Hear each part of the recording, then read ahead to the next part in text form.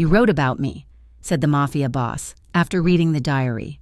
She forgot at his club the rain in Brookhaven did not wash things clean.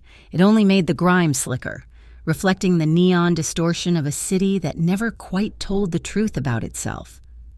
Lily Hart sat cross-legged on the floor of her studio apartment, the distinct smell of old paper and rain-dampened wool filling the small space. The radiator in the corner hissed and clanked, a dying mechanical beast that barely fought off the November chill. Outside her single window, the city was a smear of gray and electric blue, but Lily was not looking at the view. Her attention was entirely consumed by the battered leather diary resting on her knees. She wrote with a ferocity that made her hand cramp. The ink flowed dark and fast, capturing a world that existed only in the shadowy corners of her mind, or so she told herself. Damien stood at the edge of the balcony, looking down at the city he owned. She wrote? He did not smile. Smiling was a luxury for men who did not have to watch the door. His eyes were the color of burnt espresso, dark and bitter, and when he looked at her, she felt like a moth realizing too late that the flame was not warmth, but consumption. Lily paused, chewing on the end of her cheap plastic pen. She frowned at the page. Was it too dramatic? Perhaps. But it felt true. It felt like the only truth she had access to these days. She glanced at the clock on the wall. It was 6 p.m. Her shift at Velvet Harbor started in 1 hour. A heavy sigh escaped her lips as she closed the book. The leather cover was worn soft from years of handling, the edges fraying. It was her lifeline in the real world. Lily Hart was 24 years old, drowning in $40,000 of student debt, and terrified every time her phone rang that it would be the care facility in Ohio, calling with bad news about her mother. In the real world, she was invisible. She was a ghost who wore a black uniform and carried trays of crystal glassware, but in the diary, she was the narrator. She had control, or at least, she used to. Lately, the character of Damien had begun to take on a life of his own, borrowing heavily from the man who signed her paychecks, Dante Moretti. Even thinking his name made a nervous flutter start in her stomach. She stood up, stretching her stiff legs, and shoved the diary into her oversized tote bag. She never went anywhere without it. It was dangerous to leave it alone. And besides, inspiration often struck in the fractured moments between serving drinks and dodging grasping hands. She dressed quickly, pulling on the black dress that served as the uniform for Velvet Harbor. It was elegant, but served a purpose. It allowed her to blend into the shadows of the club, just another beautiful object in a room full of them. Velvet Harbor was less a club and more a fortress of indulgence sitting on the edge of the Brookhaven waterfront. The walls were soundproofed, the windows tinted, and the security team wore suits that cost more than Lily's entire education. When Lily arrived, the air inside was already thick with the scent of expensive cologne and anticipation. The lighting was low, amber and gold, designed to make everyone look younger and richer than they actually were. She clocked in, her fingers trembling slightly as she tied her apron. The chatter in the locker room was the usual white noise, complaints about tips, gossip about which bartender was sleeping with which hostess, but Lily tuned it out. She had mastered the art of being present without being there. "You look tired." "Lily," said Sarah, a blonde server who had been working at the club for 5 years. Her eyes were kind but weary. "I am just worried about rent." Lily lied smoothly. It was a partial truth, which was the best kind. The floor manager, a nervous man named Marco who sweated profusely regardless of the temperature, clapped his hands. Everyone on the floor, "The boss is in tonight." The atmosphere in the room shifted instantly. The casual slouch of the staff straightened into rigid posture. Dante Moretti did not come down from his offices every night.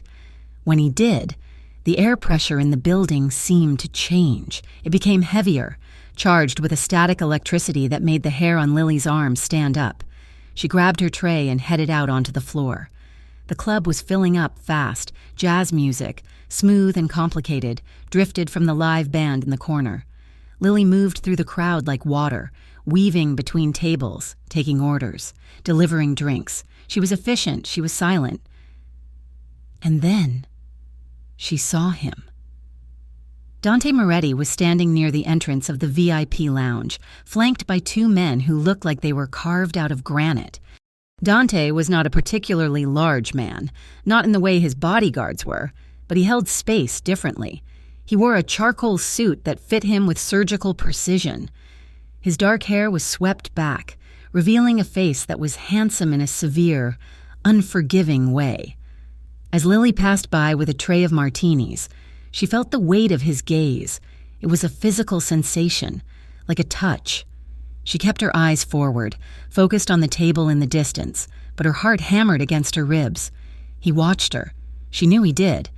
It was not the lecherous ogling of the patrons. It was something colder, more analytical. It felt as though he was taking her apart to see how she worked. Later in the night, the club was at capacity. The noise level had risen, a dull roar of laughter and conversation. Marco grabbed Lily by the arm as she passed the service station. "Hart, you are on VIP duty. Jessica went home sick." Lily's stomach dropped. "I do not usually work VIP. Marco, you do tonight." Table 3 needs a refresh. Move. She did not have a choice. She adjusted her grip on her tray and walked up the short flight of stairs to the roped-off section. The VIP lounge was darker, quieter, the seats made of plush velvet that swallowed you whole. Dante was sitting at the main table in the center of the room. He was speaking to a man Lily recognized from the news, a city councilman. Dante looked relaxed, one hand resting on the table near a glass of whiskey, his fingers tapping a slow, silent rhythm. But Lily saw the tension in his jaw, the way his eyes never actually smiled even when his mouth did. He shifted from charming to ice cold in the span of a heartbeat. The councilman said something, laughing too loudly, and Dante merely stared at him until the laughter died in the man's throat. It was terrifying. It was exactly how she had written Damien. Lily approached a smaller table nearby, where a group of wealthy men were celebrating something. They were already loud, their faces flushed with expensive scotch. "Another round, sweetheart," one of them said, snapping his fingers at her. He was a heavy-set man with red cheeks and eyes that swam with intoxication. "Certainly, sir," Lily said, her voice a practiced monotone. As she reached for the empty glasses, the man's hand shot out and clamped around her wrist. His grip was wet and hot. "You are a pretty little thing, aren't you?" he slurred, pulling her slightly off balance. "Why don't you sit down? I will pay for your time. $500, sit. Please let go of me, sir," Lily said, trying to keep her voice steady. She tugged her arm, but his grip tightened. "Do not be a prude. It is just a drink." Panic flared in her chest. She looked around for security, but they were focused on the entrance. The man pulled harder, and the tray in her other hand tipped, sending a coaster fluttering to the floor. "Sir, let go. Let her go." The voice was not loud. It was a low, resonant baritone that cut through the noise of the lounge like a razor blade. The man holding Lily's wrist froze. He looked up. Dante Moretti was standing over their table. He had moved so silently that no one had heard him approach. He stood with his hands in his pockets, his expression one of mild, bored curiosity, but his eyes were dead. "Mr. Henderson," Dante said softly. "I believe the young lady asked you to release her." Henderson blinked, his bravado crumbling instantly under the weight of Dante's stare. He released Lily's wrist as if it had burned him. "Mr. Moretti, I was just joking. We were having fun." Dante did not blink. He tilted his head slightly. "In my establishment, we do not force women to sit, and we certainly do not touch what is not ours." The silence that followed was suffocating. The other men at the table looked at their shoes, terrified to make eye contact. Henderson turned a pale shade of gray. "I apologize," Henderson stammered. "Leave," Dante said. "One word, a command, not a request."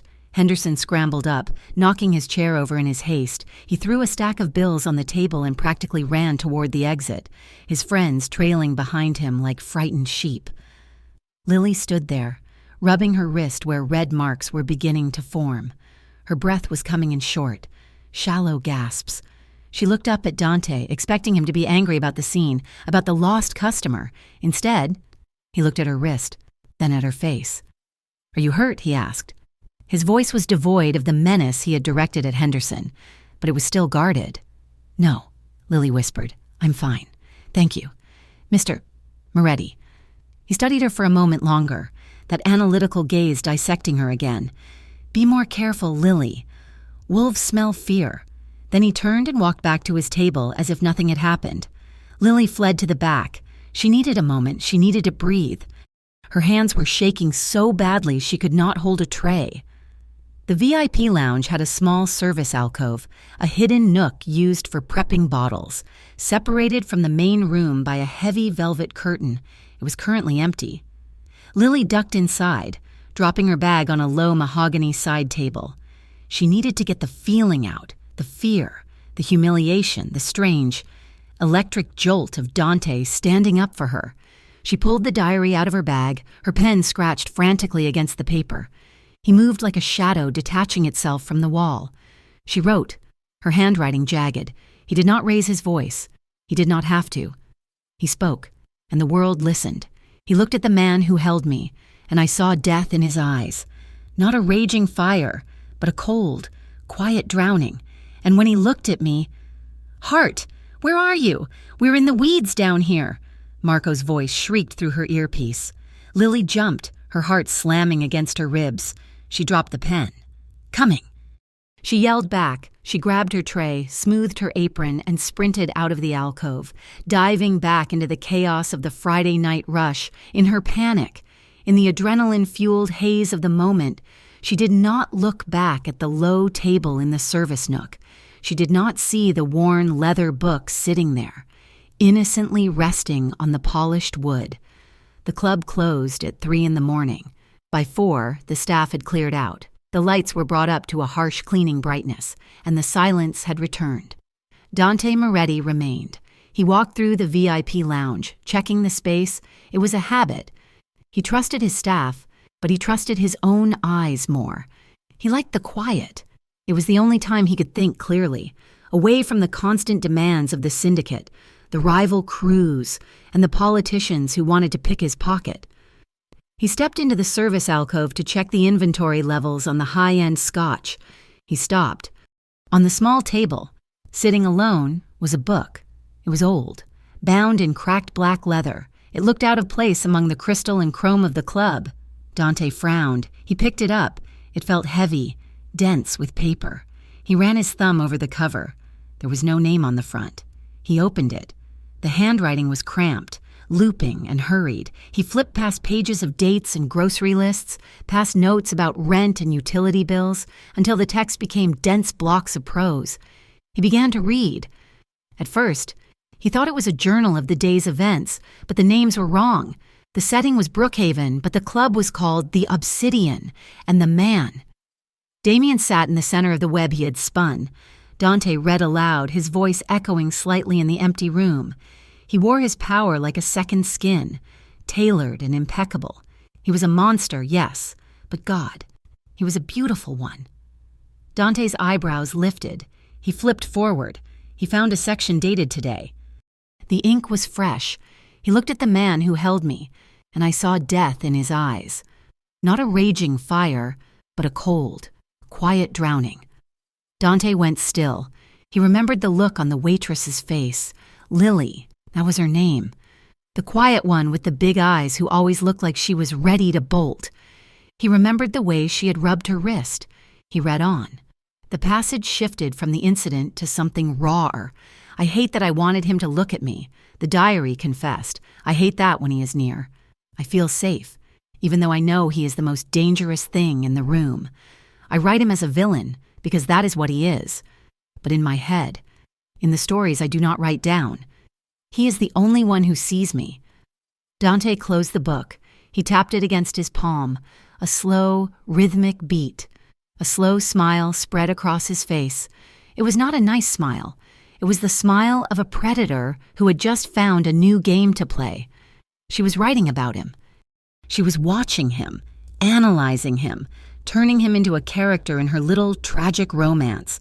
And she had captured him with a terrifying degree of accuracy, the coldness, the isolation, the specific way he stood. She thought she was invisible. She thought she was just part of the furniture. He looked down at the diary again. "You have no idea. Lily," he murmured to the empty room. He slipped the diary into the inside pocket of his jacket. It fit perfectly against his chest. The next afternoon, Lily stood in front of the mirror in her apartment, tearing her bag apart. No. She dumped the contents onto the floor. Wallet, keys, tampons, gum, a crumpled receipt for coffee. The diary was gone. A cold wash of nausea swept over her. She fell to her knees, frantically patting down the pockets of the tote bag, checking the lining. It had to be here. She never lost it. It was her brain, her heart, her confession booth. She thought back to the night before, the drunk man, the panic, the service alcove. Oh God, she had left it. She had left it at the club. She checked the time. She was due in for her shift in 20 minutes. Maybe it was still there. Maybe the cleaning crew had found it and put it in the lost and found.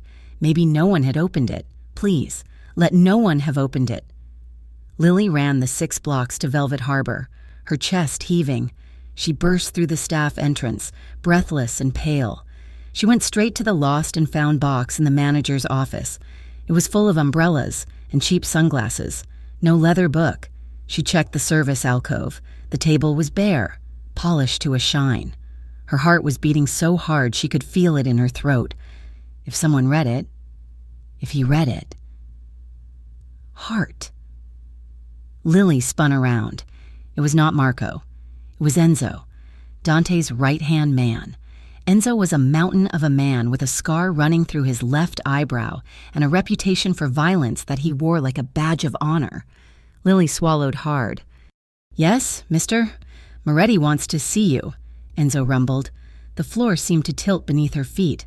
"Why?" Enzo did not smile. He just jerked his thumb toward the ceiling, toward the glass-walled office that overlooked the entire club. Now. Lily's hands were trembling. She hid them behind her back. She felt like a prisoner walking to the gallows. She walked past the bar, past the curious glances of the other servers, and climbed the stairs to the office. The door was heavy oak. She knocked. "Come in." His voice was calm, smooth. Lily pushed the door open and stepped inside. The office was silent. The city lights of Brookhaven bled through the floor-to-ceiling windows behind the desk, casting long shadows across the room. Dante Moretti sat in his high-backed leather chair, silhouetted against the skyline. He did not look up immediately. He was reading something. Lily took a step forward, her legs feeling like water. "Mr. Moretti? You asked for me?" Dante slowly rotated his chair.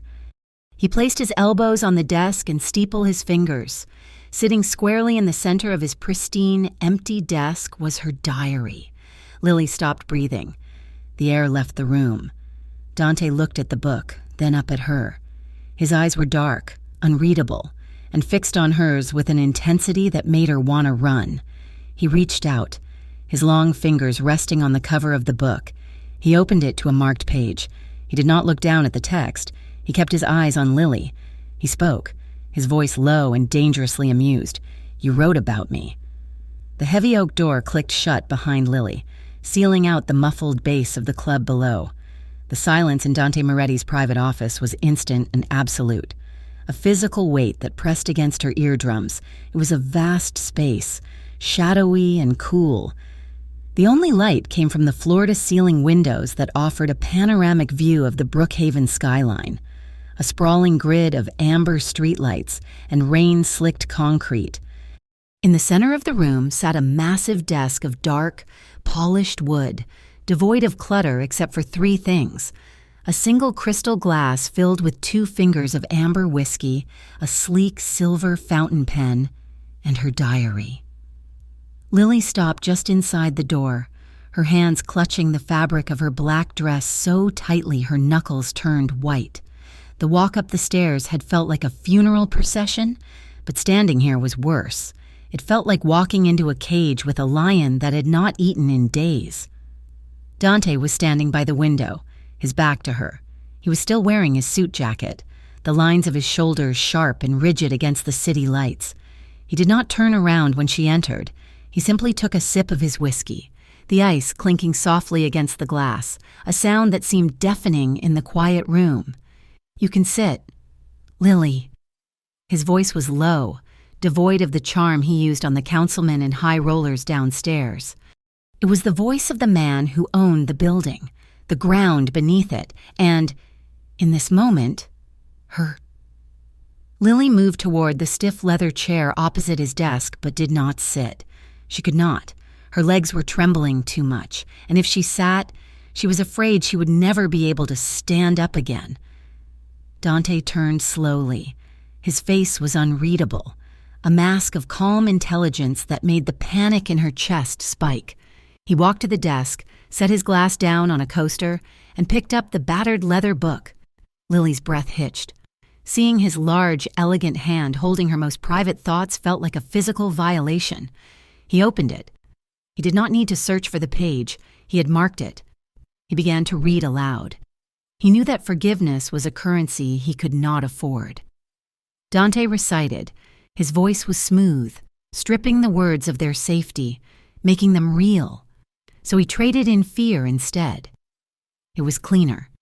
It did not require him to look anyone in the eye and pretend he had a soul, but when she walked into the room, with that nervous habit of tucking her hair behind her ear, he wondered if fear was enough to keep her away, or if he would have to destroy her to save her.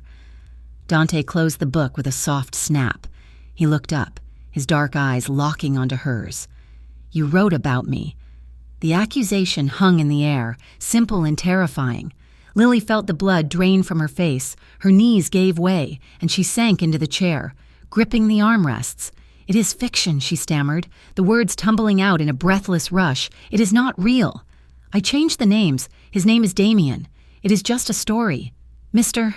Moretti, I swear I never meant for anyone to see it. It is just writing." Dante watched her unravel with an expression that sat somewhere between curiosity and amusement. He leaned back against the edge of his desk, crossing his ankles, the diary resting loosely in his hand. "Damien," Dante repeated, testing the name. "He runs a syndicate in a city that looks remarkably like Brookhaven. He owns a club called the Obsidian. He drinks Glenfiddich, 18-year. He picked up his glass and toasted her slightly. I prefer the 21-year. But otherwise, your research is unsettlingly accurate." "I made it up," Lily insisted, her voice rising an octave. "It is just a composite character." Dante tilted his head, studying her. "You described the scar on my left hand. You noticed the way I check the exits when I enter a room. You even noted that I tap my fingers when I am losing patience." He stopped tapping his fingers on the leather cover of the diary. Lily went silent. There was no point in lying. He had read it. He had seen the way she dissected him, the way she romanticized his darkness, the way she had poured her own pathetic longing into the character of the waitress who loved him. She waited for him to fire her, or worse. She waited for the anger she had seen him direct at the drunk patron, the cold, obliterating rage, but it did not come. Instead, Dante let out a short, dry huff of laughter. "You're either a literary genius or incredibly stupid. Lily blinked, confused by the shift in his tone. I am probably the second one." Dante walked around the desk and sat in his chair. He placed the diary in the center of the desk, spinning it slowly with one finger. "Most people who work for me try very hard not to see anything," he said softly. "They look at the floor. They look at the tips. They pretend I am just a man who signs checks. But you have been watching me like a hawk." "I am sorry," Lily whispered. "I will stop. I will burn it. Just please do not fire me. I need this job." Dante held up a hand, silencing her. "I did not say I wanted you to stop." Lily stared at him. "What?" Dante leaned forward, his elbows resting on the desk, his eyes gleaming with a sudden, sharp intensity. "You have a voice, Lily. It is raw, and it is naive, but it is compelling. Reading this, it was like looking in a mirror that shows you your own skeleton. He tapped the cover of the book. But you are guessing at the motive. You are guessing at the mechanics. You write about the darkness, but you have only seen the shadows I cast on the wall. You have not seen the fire that casts them. I do not want to see the fire, Lily said honestly. Dante smiled, and this time, it reached his eyes. It made him look younger and infinitely more dangerous. Too late. You are already interested. I can hear it in the way you write. You are bored with your life, Lily. You want to know what it feels like to hold the gun, not just serve the drinks to the man who holds it. He stood up. The decision made. You will keep writing. But you are going to write it better. If you are going to turn my life into a paperback romance, you might as well get the details right. What are you saying? Lily asked, her heart hammering a frantic rhythm against her ribs. I am saying that, starting tonight, you are not just a waitress. You are my shadow. You want to write about a crime boss? Fine. I will show you what a crime boss actually does. 2 hours later, Lily found herself sitting in the back of a black SUV, her hands twisting in her lap. The partition was up, separating them from the driver, a silent man named Russo, whose neck was thicker than Lily's thigh. Next to her, Dante was typing on his phone, the blue light illuminating the sharp planes of his face. He looked completely at ease, as if dragging a cocktail waitress to a late-night meeting was standard operating procedure. Where are we going? Lily asked. Her voice sounded small in the plush interior of the car. A warehouse in the industrial district, Dante said without looking up. A neutral ground. I have a meeting with a lieutenant from the Salerno crew. His name is Vinny. He thinks he is a shark, but he is mostly just a bottom feeder with ambition. Is it dangerous? Dante finally looked at her. He pocketed his phone. Every time I step out of my house, it is dangerous. Lily, that is the point. That is what you wanted to capture, is it not? The thrill? I write fiction. Dante, I do not have a death wish. Dante shifted, turning his body toward her. The space in the car suddenly felt very small. You are with me, he said, his voice dropping to a low rumble. Nothing touches you unless I let it, and I am very possessive of my things. The word sent a shiver down Lily's spine. Things. She was an asset to him now, a pet project. The car slowed to a halt. The door opened, and cool, damp air rushed in, smelling of rust and the nearby river. Stay close to me, Dante ordered. You are here to serve drinks if we ask, but mostly you are here to listen. Watch his hands. Watch his eyes. Tell me later what you saw. Lily nodded, her throat too dry to speak. They entered the warehouse through a side door. Inside, it was dimly lit, the vast space smelling of oil and old pallets. In the center of the room, under a single hanging bulb, sat a round table. 3 men were waiting. The man in the middle had to be Vinny. He was wearing a suit that was too shiny, and his hair was slicked back with enough product to withstand a hurricane. He smiled when he saw Dante, but the smile did not reach his eyes. Dante, Vinny called out, spreading his arms wide. You brought a guest. Dante did not return the smile. He walked to the table with a loose, predatory grace. She is staff. Vinny, since you insisted on meeting at 2 a.m, I assumed you would want coffee. Lily stepped forward, clutching a thermos and a stack of paper cups she had been given by the driver. Her hands shook as she poured. Vinny's eyes raked over her, lingering on her legs. Nice staff. You Morettis always have the best scenery. Dante sat down opposite Vinny. He did not say a word. He just stared. The silence stretched. It grew thick and uncomfortable. Vinny's smile faltered. He shifted in his seat. So, Vinny said, clearing his throat. About the shipment routes. We discussed the routes last month, Dante said. His voice was soft, almost gentle. You stay south of 4th Street. We stay north. Yeah, well, things change. Dante, the Salerno family is expanding. We need more breathing room. We were thinking. Maybe we share the port access. Lily, standing in the shadows behind Dante, watched the transformation happen. It was subtle. Dante did not puff up his chest or raise his voice. He simply went still. The air around him seemed to drop 10 degrees. He leaned forward slightly, resting his forearms on the table. You were thinking, Dante repeated. Vinny swallowed. He reached for the coffee Lily had poured, his hand trembling slightly. "Look, it is just business.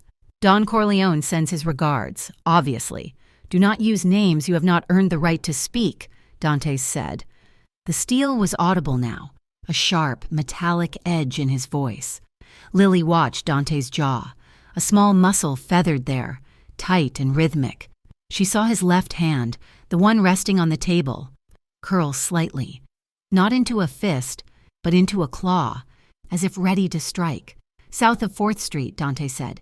"That was the agreement. If a single Salerno truck crosses that line, I will not call your boss. I will not call the cops. I will burn the truck with the driver inside."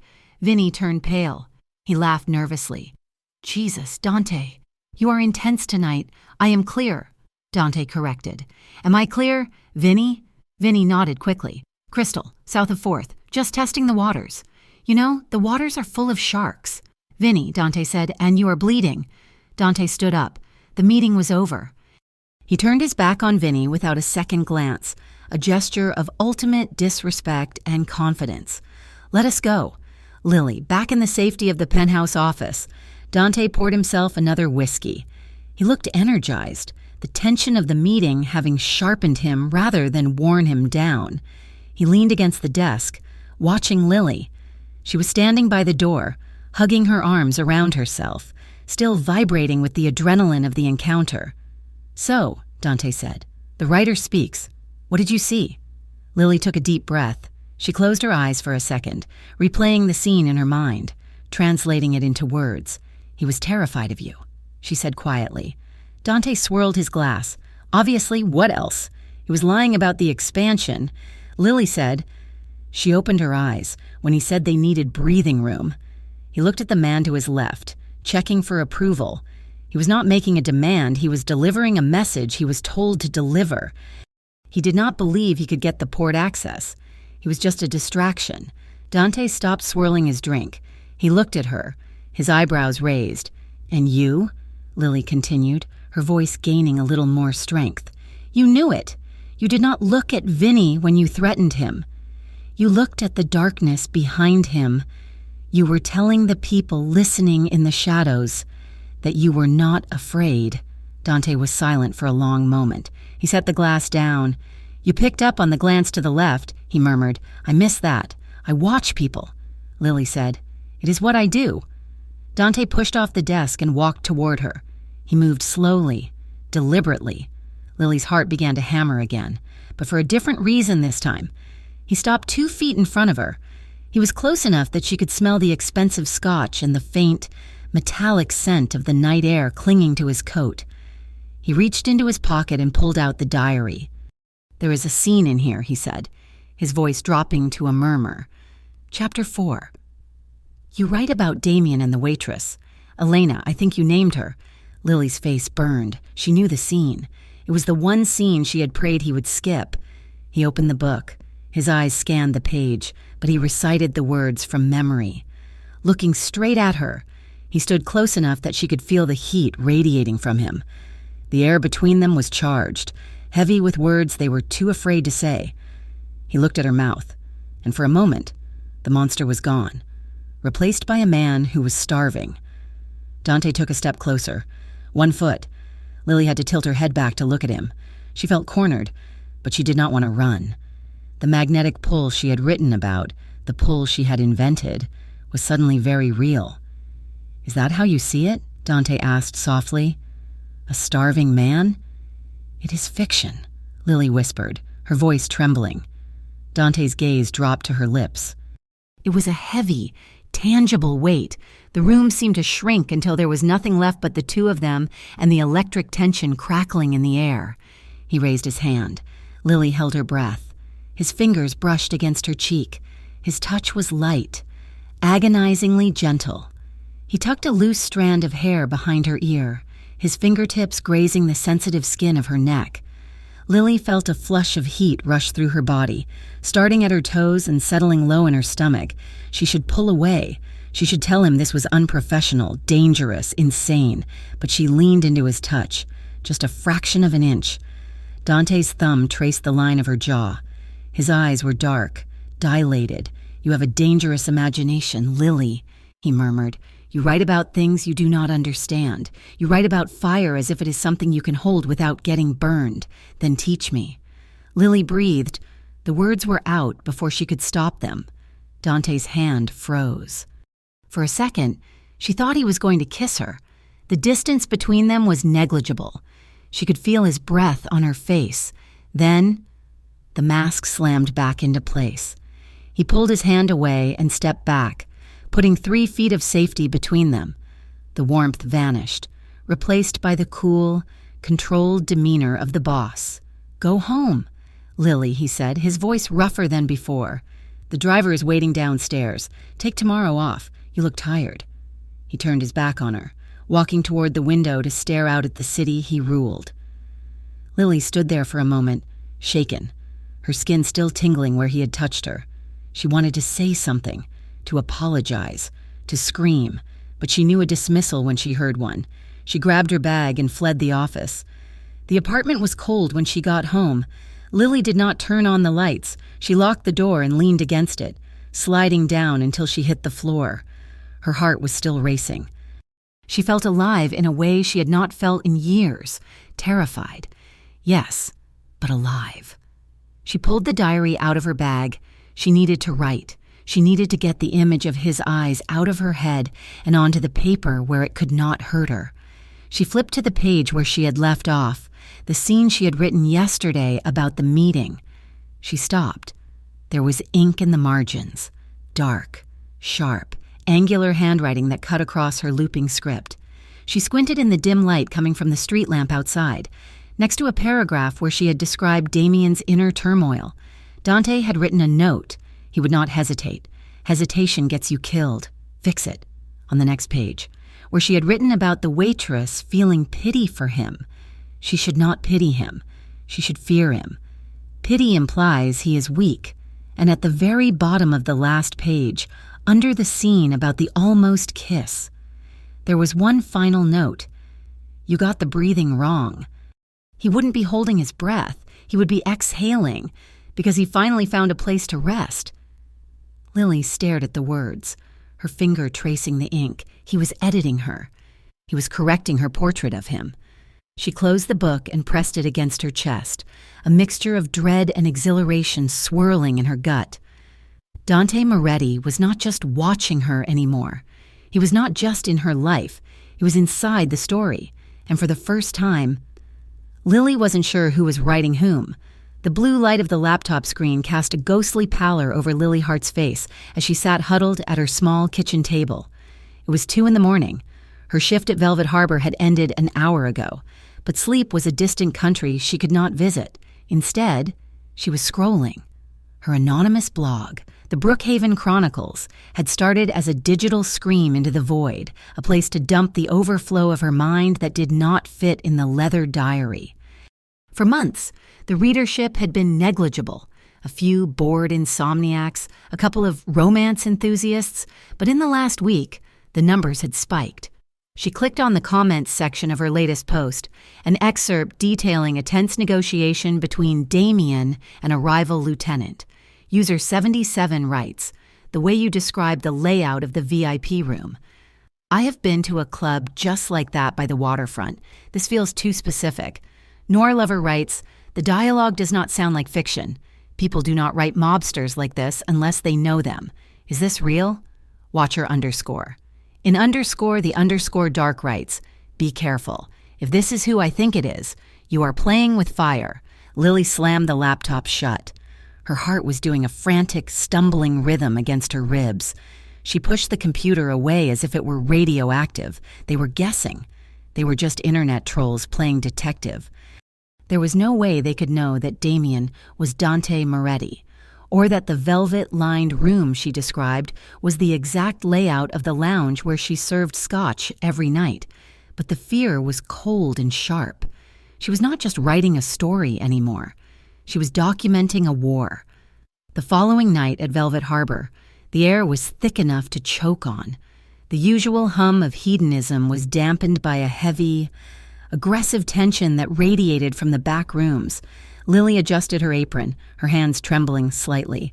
She had expected Dante to distance himself after their conversation in the office. After he had read the diary, she had expected to be fired or at least banished back to the main floor to serve tourists. Instead, he had pulled her closer. Lily, she turned, Enzo. Dante's massive head of security stood by the service station. He did not look happy. Boss wants you in the red room, Enzo grunted. Not to serve, Lily asked. Enzo shook his head. To sit. He says you need to hear the dialogue if you're going to get it right. Lily swallowed hard, grabbed her tray out of habit, and followed Enzo. The red room was a soundproofed enclave off the main VIP lounge, used for conversations that could not exist on paper. When Lily entered, the room was already full. Dante sat at the head of the long mahogany table. He looked calm, almost bored, but his eyes were alert, scanning the faces of the 4 men sitting opposite him. These were not the polished politicians he usually courted. These men looked like they had been carved out of rough stone. They wore leather jackets and expensive watches, and they smelled of stale tobacco and aggression. Dante looked up as Lily entered. He pointed to a chair slightly behind and to the left of him. Sit, he commanded gently. Lily sat. She folded her hands in her lap, trying to make herself as small as possible. The men across the table stared at her. Who is the skirt? Moretti, one of them sneered. A man with a broken nose and a gold tooth? She is my archivist, Dante said smoothly. He did not look at Lily. Continue, Russo. You were telling me why the Salerno crew thinks they can move product through the shipyards. Russo, the man with the gold tooth, leaned forward. They are saying the union squeeze is too tight downtown. They need a new route. They are offering 20% if you let them use the North Docks for a month. Dante picked up his glass of water. He took a sip, setting it down with a soft click that sounded like a gunshot in the quiet room. Tell Salerno that my docks are not a charity ward, Dante said. His voice was soft, barely a whisper, forcing everyone to lean in. And tell him that 20% is an insult. The price is strict compliance with the borders we drew 3 years ago. If he crosses the line, I do not want his money. I want his operation. Lily watched Dante's hands. They were steady. He was not angry. He was calculating. She realized with a jolt that he was enjoying this high-stakes chess game where the pieces were human lives. It was the only time he felt fully awake. One of the younger men on Russo's side, a twitchy guy with darting eyes named Benny, kept glaring at Lily. He saw her eyes moving, tracking the conversation. Why is she listening? Benny snapped suddenly, slamming his hand on the table. The room went deadly silent. She's memorizing this, Benny accused, pointing a shaking finger at Lily. Look at her eyes. She's writing things down in her head. I do not like it. Dante, it is a security risk. Lily froze. She felt the blood drain from her face. It was too close to the truth. Dante turned his head slowly to look at Benny. The movement was reptilian in its grace. Benny, Dante said. Yeah, boss. Do you sign her paycheck? Benny blinked. No. Do you run this syndicate? No. Then do not worry about what she is listening to, Dante said. His voice dropped an octave, vibrating with a lethal finality. Worry about why you are sweating so much when you are just delivering a message. Benny wiped his forehead, cowed. You know how it is. No witnesses. She's not a witness, Dante said, his gaze flickering briefly to Lily before returning to the men. She is with me, and that makes her invisible until I say otherwise. Now get out. Take the message back to Salerno. Stay out of the North Docks. The men scrambled to leave, the air of violence dissipating as they exited the room. When the door clicked shut, Dante turned to Lily. He looked tired. Did you get that? He asked. Lily nodded, her throat dry. You intimidated them by staying calm. You let them be the loud ones. Dante smiled grimly. Noise is a sign of weakness. Lily.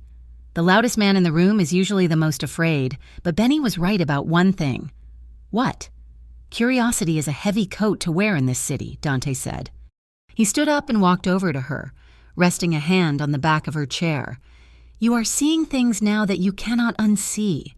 Once you know how the sausage is made, you never want to eat dinner again. I am not afraid. Lily lied. Dante looked down at her, his eyes searching her face. "You should be." 2 hours later, the club was at its peak. The bass from the speakers thrummed through the floorboards, a heartbeat for the building. Lily had escaped to a quiet back hallway near the kitchen to catch her breath. The encounter in the red room had left her nerves frayed. She leaned her forehead against the cool plaster of the wall, closing her eyes. Voices drifted around the corner. Harsh whispers. "It is set for tonight," a voice hissed. "A retaliation. Salerno wants to send a message." "Not here," another voice argued. "Too many civilians. That is the point. Make it loud. Scare the money away. Hit the garage when the shift changes." Lily stopped breathing. She pressed herself flatter against the wall, her heart hammering against her ribs like a trapped bird. A hit. Tonight. She turned to run, to find Enzo, to find anyone, but she collided with a solid wall of black wool. She gasped, stumbling back. Dante caught her by the arms to steady her. He was frowning. "Lily? What are you doing back here?" Lily looked up at him. Her eyes were wide, filled with a terror that was not for herself. "I heard them," she whispered, clutching the lapels of his jacket. "Dante, I heard them. 2 men. They said Salerno is planning something tonight, a hit, in the garage." Dante's expression shifted instantly. The curiosity vanished, replaced by a sharp, tactical alertness. "Who?" he demanded. "I did not see them. I just heard the voices. They said they wanted to scare the money away." Dante cursed softly in Italian. He reached for his earpiece, tapping it. "Enzo, secure the perimeter. Code black in the garage. Sweep it, now. And get the car ready." He looked back down at Lily. She was shaking. The reality of her fiction was crashing down around her. This was not a story where the hero walks away in slow motion. This was messy and terrifying. "You are shaking," Dante said. His voice was not the commander's voice anymore. It was softer. He steered her away from the open corridor, pressing her gently back against the wall, shielding her from the view of the kitchen staff. "I am okay," Lily managed, though her teeth were practically chattering. "No, you are not," Dante said. He did not let go of her arms. His thumbs rubbed slow, soothing circles against her skin through the fabric of her dress. "This is the world. Lily, this is the ink you are writing with. It is ugly. I thought I wanted to know," Lily confessed, her voice cracking. "I thought if I understood it, I could control it. In the stories. I can control it." Dante looked at her, his dark eyes intense and unreadable. "You cannot control a storm, Lily. You can only endure it." He took a half step closer. He was crowding her space, but for the first time, Lily did not feel the urge to retreat. She felt an overwhelming magnetic pull, a desire to be closer to the only solid thing in a spinning world. The hallway was dim, the club music muffled to a dull thud on the other side of the wall. It created a pocket of intimacy that felt reckless. "The more I see," Lily whispered, looking up at him, "the harder it is to keep you on the page." Dante went still. "What does that mean?" "It means," Lily said, the words spilling out before she could check them, "that I am having trouble remembering that Damien is a villain. Because when I look at you, I do not see the monster anymore. I just see a man who is lonely." Dante's expression softened. It was a crack in the armor that she had never seen before. He looked at her not as a waitress or an asset or a liability, but as a woman who had somehow managed to walk through his defenses without tripping a single alarm. "You should keep seeing the monster," Dante murmured. "It is safer for you." "I do not want safe," Lily breathed. Dante let out a ragged exhale. His hand moved from her arm to her waist, his grip firm, pulling her slightly away from the wall and into him. His other hand came up to cup her jaw, his thumb brushing over her lower lip.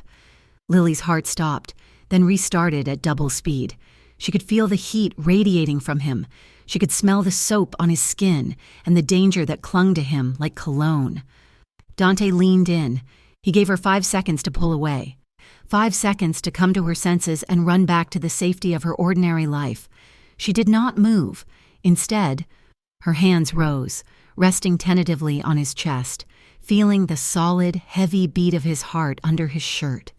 He closed the distance. The kiss was not an attack. It was slow, controlled, deliberate. His lips moved against hers with a starving sort of tenderness, testing the waters, asking a question she had already answered. Lily made a small sound in her throat and opened to him. The control snapped. Dante groaned low in his chest and deepened the kiss, his arm tightening around her waist, crushing her against him. It was a kiss of desperate attraction, of two people standing on the edge of a cliff and deciding to jump. It tasted of whiskey and fear and an undeniable, terrifying need. For a moment, the war outside did not exist. The threats, the diary, the FBI.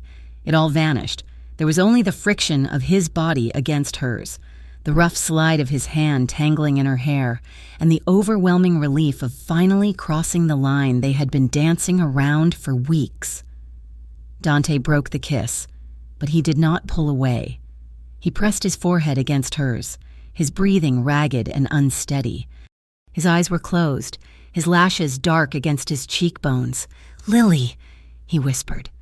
The way he said her name sounded like a prayer and a curse, all at once. Lily was trembling, but not from fear anymore. She gripped his lapels, trying to anchor herself. Dante opened his eyes. They were blown wide. Dark pools of conflict. He looked like he was about to say something. Something real. Something that would change everything. Boom. The sound was not loud, but the vibration was profound. It shook the floorboards beneath their feet. A low, guttural roar echoed from the structure of the building, followed instantly by the sound of shattering glass and car alarms wailing in a discordant chorus. The explosion rocked the hallway. Dust fell from the ceiling tiles. Dante reacted before Lily could even process the noise. "Get down!" He grabbed her, pulling her to the floor behind a heavy leather sofa that sat in the corridor, covering her body with his own. He curled around her, a human shield, his hand cupping the back of her head to protect her from falling debris. Lily gasped, burying her face in his chest. What was that? A warning. Dante growled into her hair. His body was tense, rigid as stone. That was the garage. The fire alarm began to blare, a harsh, rhythmic shriek that cut through the muffled music. The club lights flickered and died, replaced by the strobing red of the emergency system. Chaos erupted, even through the soundproofing. Lily could hear the screams from the main floor, the stampede of feet. Dante pulled back slightly, scanning her face. "Are you hurt?" "No." Lily stuttered. "No, I am fine." Dante stood up, pulling her with him. His face had hardened again. The lover was gone. The dawn was back. "We are leaving," he stated. "But the club," Lily started. "Enzo has the club." Dante cut her off. He grabbed her hand, his grip bruising. "We are locking down. You are not going home tonight. Lily, it is not safe. They know who you are. If they saw you near me, you are a target." He dragged her toward the private elevator at the end of the hall. He punched a code into the keypad, his movements sharp and angry. Lily stumbled after him, her mind reeling. The taste of him was still on her lips, but the air smelled of smoke and cordite. The elevator doors slid open. Dante pushed her inside and hit the button for the penthouse. As the doors closed, shutting out the wailing alarms and the smoke, Lily looked at Dante. He was staring at the metal doors, his jaw clenched so hard a muscle feathered in his cheek. He looked like a man preparing for war. The elevator rose smoothly, leaving the chaos of the street level behind. When the doors opened again, they were in a different world. Dante's penthouse was silent, vast and cool. It was a fortress of glass and steel perched high above the city. The only light came from the glow of Brookhaven below. Dante walked to the window and looked down. Far below, plumes of black smoke were rising from the parking structure of Velvet Harbor. Blue and red lights from police cruisers washed over the wet pavement. Lily stepped out of the elevator. She wrapped her arms around herself, feeling suddenly cold. She looked at Dante's back, then at the city below. She realized then that there was no going back to her studio apartment. There was no going back to writing stories about imaginary mobsters. The ink had dried. She was not just observing the story anymore. She was not just standing at the edge, taking notes. She was inside it. Dante turned from the window.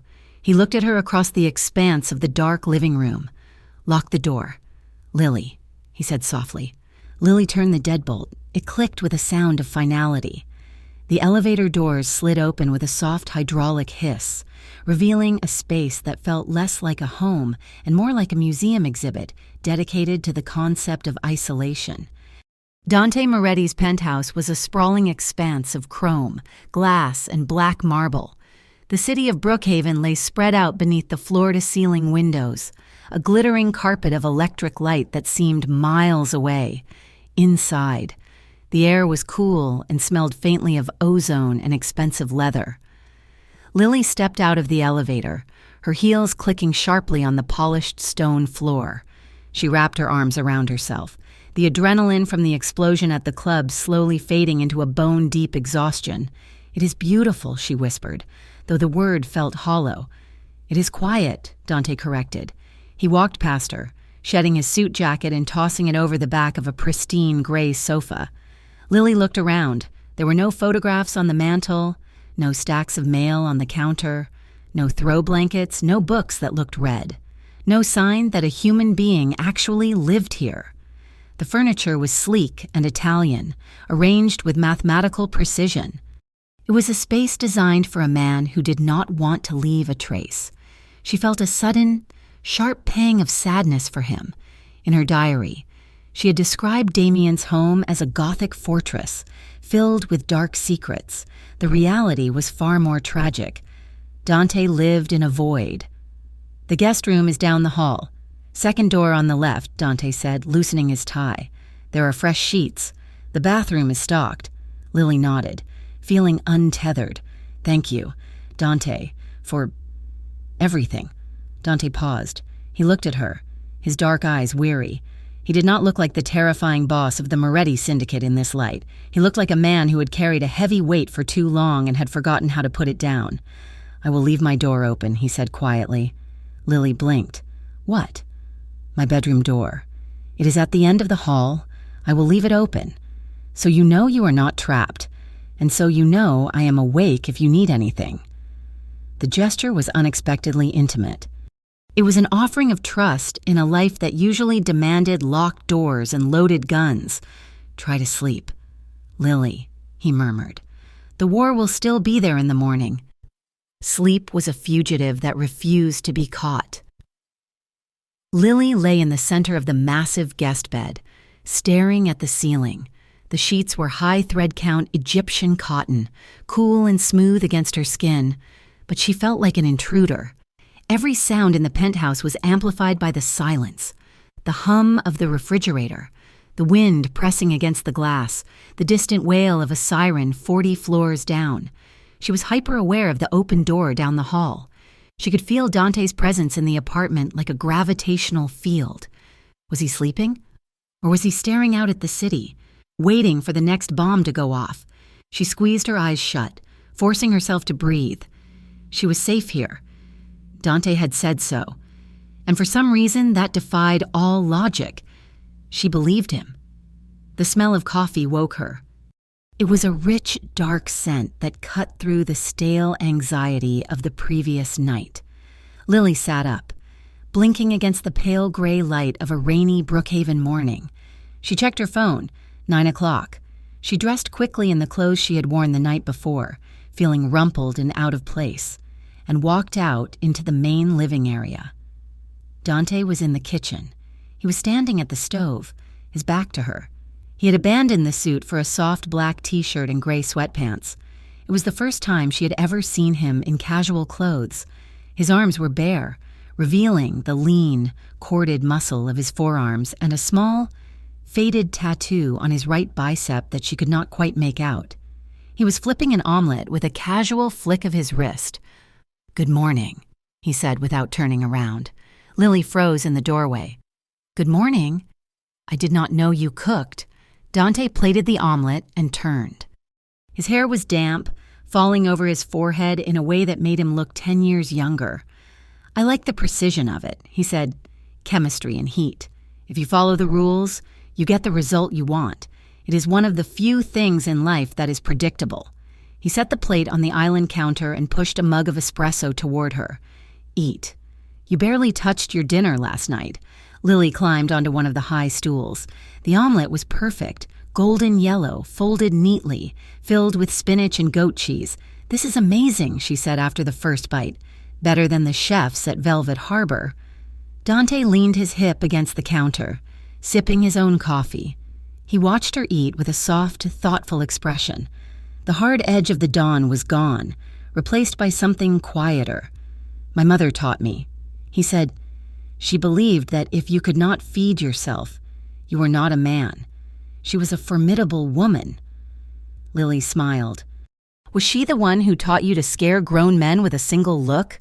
Dante chuckled, a low, raspy sound that did something complicated to Lily's insides. "No, that I learned from my father. But the cooking, that was her. She wanted me to be a chef. Really, yes. We had a plan, a small bistro near the waterfront, nothing fancy, just good wine and better pasta." Lily stopped eating. She looked at him, trying to reconcile the man standing in front of her with the man who ordered hits in garage basements. "What happened?" she asked softly. Dante's smile faded. The shutters came down behind his eyes. "Life happened. Lily. The bistro became a pipe dream. The waterfront became a territory map. And I became this." The sadness in his voice was so raw that Lily reached out, covering his hand with hers on the cool granite counter. "You are still that man. Dante. Somewhere underneath it all. I see him." Dante looked down at her hand. He turned his palm over, interlacing his fingers with hers. His grip was warm and solid. "You see what you want to see. Lily, you see a redemption arc. But real life does not have editors." Before Lily could respond, Dante's phone buzzed on the counter. The spell broke. He pulled his hand away and picked it up. His face hardened instantly. "Enzo," he answered. The voice was back. The steel. The command. He listened for a moment, his jaw tightening. "I am on my way. Do not touch anything until I get there. And check the security footage again." He hung up and looked at Lily. "The domestic morning was over. I have to go. The fire marshal is asking questions about the garage. Stay here. Do not leave the building. The doorman knows not to let anyone up." He walked past her toward the bedroom to change, shedding the soft man she had just met, stepping back into the armor of the monster, alone in the penthouse. The silence returned, heavier than before. Lily cleaned the dishes, needing something to do with her hands. Then she sat on the sofa and opened her laptop. She needed to distract herself. She logged into the back end of her blog. Her notifications were exploding. 99 plus comments. Her stomach dropped. Usually, she got 3 or 4. She clicked on the latest post. User capo_regime_88 writes, "This is not fiction. This is the Moretti setup. The layout described in Chapter 6 is the exact floor plan of the Velvet Harbor VIP room." User blue_blood writes, "Damien is Dante Moretti. The scar on the hand, the specific brand of whiskey?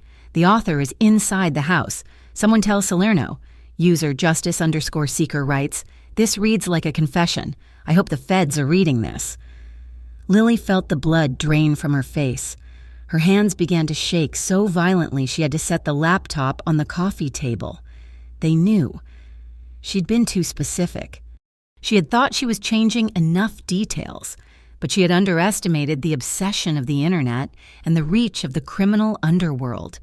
Someone had posted a screenshot of her blog on a notorious crime forum called The Undercurrent.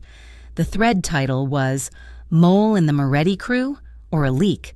She had put a target on his back, and hers. If the Salerno crew saw this, they would know Dante had a weakness. They would know someone was watching him closely. And the FBI. Her phone buzzed in her pocket. Unknown number. Lily stared at it. She should not answer. Dante told her to stay put. She answered. "Hello? Miss Hart." The voice was crisp, professional and female. But Lily knew it. It was Agent Keller. She'd come into the club 2 weeks ago, asking questions about liquor licenses. "I know you're alone right now," Keller said. Lily stood up, looking frantically around the empty apartment. "How do you know that? We have eyes on the building." "Lily, we know Dante left 20 minutes ago. We need to talk. I have nothing to say to you." "Do not hang up," Keller said sharply. "We have seen the forum. Lily, the undercurrent. We know you are the author of the Damien stories, and more importantly, the Salerno crew knows. Lily stopped breathing. You are in danger, Keller continued, her voice softening into a practiced empathy. Dante cannot protect you from this. He is the reason you are in danger. Come down to the coffee shop on the corner, just for 10 minutes. We can help you. We can make this go away. Lily looked at the door. Dante had said not to leave, but Dante did not know about the blog. He did not know she had accidentally broadcast his secrets to the world. If she told him, he might kill her himself. Or worse. He would look at her with that cold, disappointed detachment she had seen him use on others. I will be there in 5 minutes, Lily whispered. The coffee shop was busy, smelling of roasted beans and wet raincoats. Agent Keller was sitting in a booth in the back, wearing a beige trench coat and a deceptive smile. Lily slid into the seat opposite her, keeping her sunglasses on. You made the right choice, Keller said. I am not here to turn on him, Lily said, her voice low. Keller sighed. Lily, wake up. You are writing a serialized confession of organized crime activities. We can charge you as an accessory right now based on what you have posted. You are documenting felonies. It is fiction. Lily insisted, though the argument felt weak even to her ears. It is testimony, Keller corrected. Look, we are going to take the Moretti syndicate down. That is happening with or without you. The question is where you are standing when the building collapses, inside or outside. What do you want? Confirmation. We know about the meeting with Vinnie Salerno. We know about the territory dispute at the North Docks. Just confirm strictly what you heard. Lily felt sick. If she gave them nothing, they would arrest her. If she gave them everything, she destroyed Dante. She had to thread the needle. She had to give them a crumb. Something that looked real but did not actually incriminate him in a specific crime. He met with Vinnie, Lily stammered, but he did not agree to the deal. He turned it down. He told them to stay south of 4th Street. That is all. It was a territory conversation. No money changed hands, no drugs, just boundaries. Keller took notes on a small pad. South of 4th, good. That helps establish the jurisdiction lines. What about the explosion? I do not know, Lily said quickly. I was inside. Keller studied her. You are protecting him. It is classic. Really? The charismatic sociopath and the impressionable girl? He does not care about you. Lily, you are just a pet. I have to go, Lily said, sliding out of the booth. Think about it, Keller called after her. When the handcuffs come out, he will not save you. He will save himself. Lily ran back to the penthouse building, slipping through the lobby just as the rain began to pour down in sheets. She made it up to the apartment, her heart pounding. She unlocked the door and stepped inside. Dante was standing in the middle of the living room. He had returned early. His jacket was off. His hands were on his hips. And he was staring at her wet coat, her flushed face, the sunglasses she was still clutching. He turned slowly. The soft, cooking-baking man from the morning was gone. The predator was back. Where were you? He asked. His voice was dangerously quiet. I just needed air. Lily lied. She walked toward the kitchen, trying to act casual. I felt cooped up. I went for a walk. In the rain? Dante asked. Lily froze. Yes.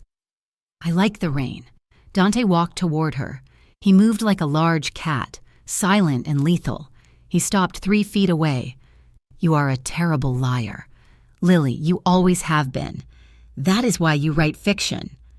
Because the truth makes you stutter. He reached into his pocket and pulled out a folded piece of paper. He tossed it onto the kitchen island. It was a printout, a screenshot of the Undercurrent forum.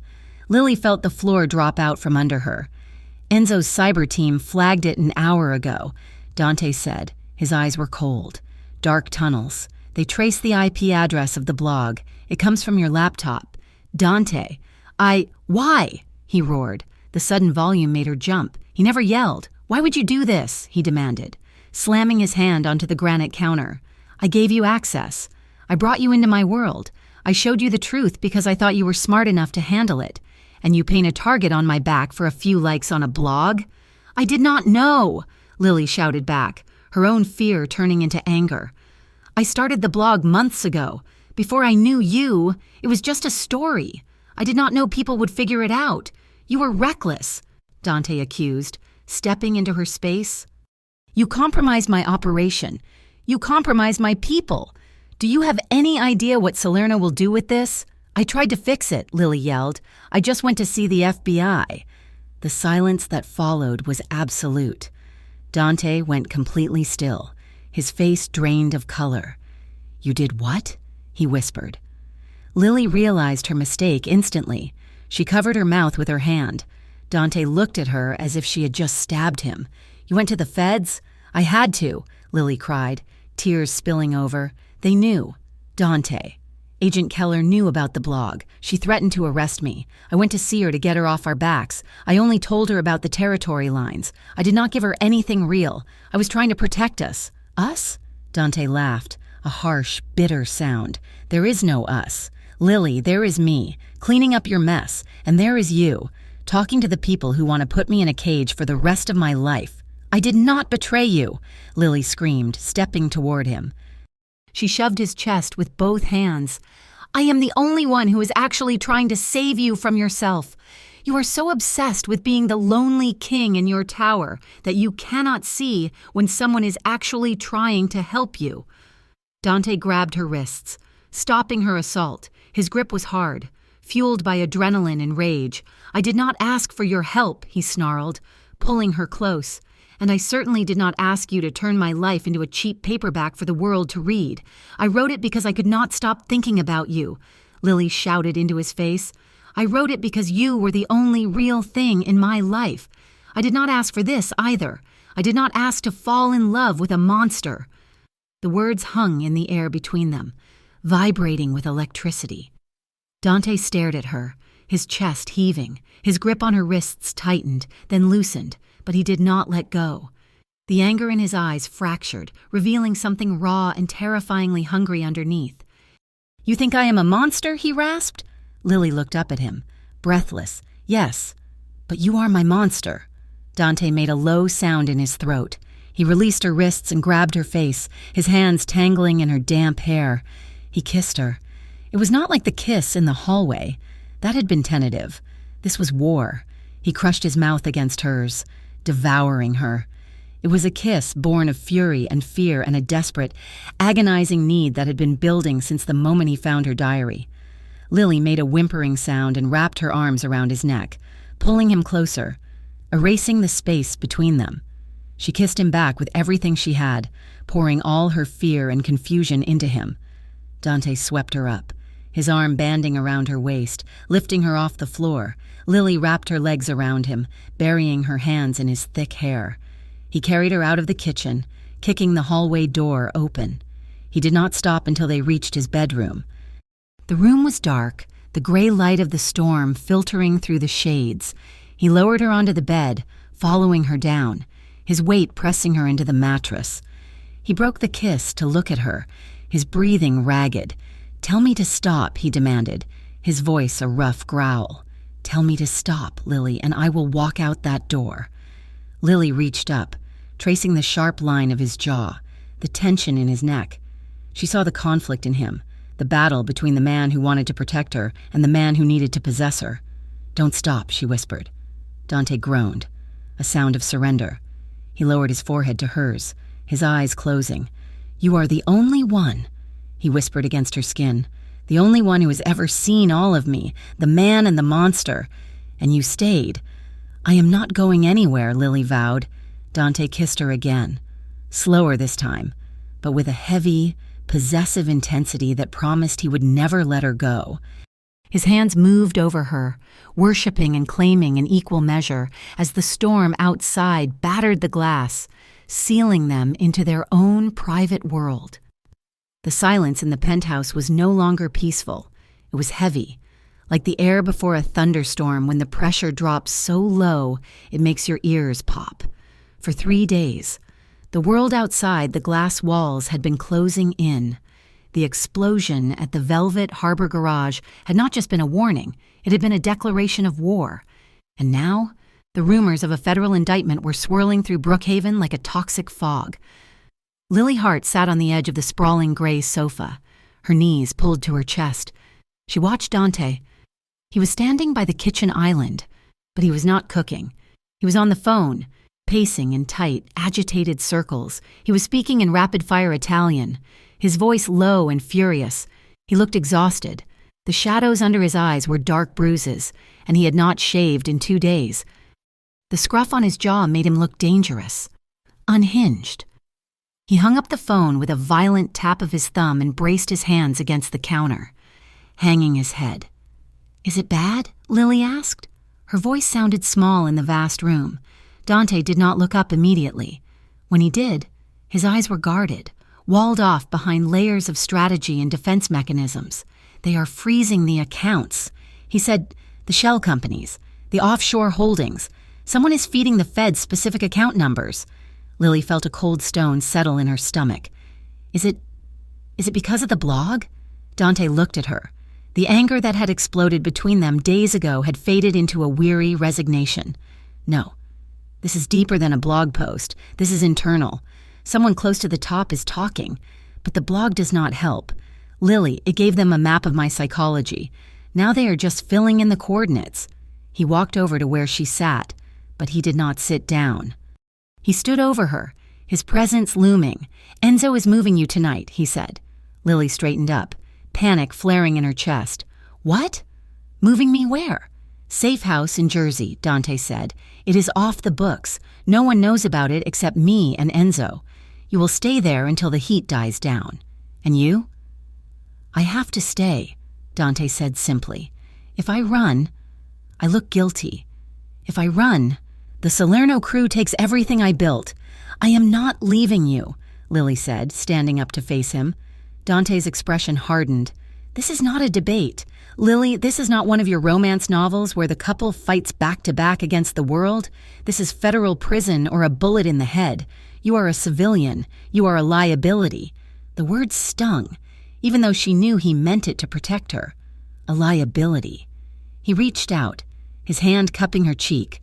The touch was brief, almost reluctant, as if he was afraid that touching her would make him weak. "Pack a bag," he said. "Enzo will be here at 8.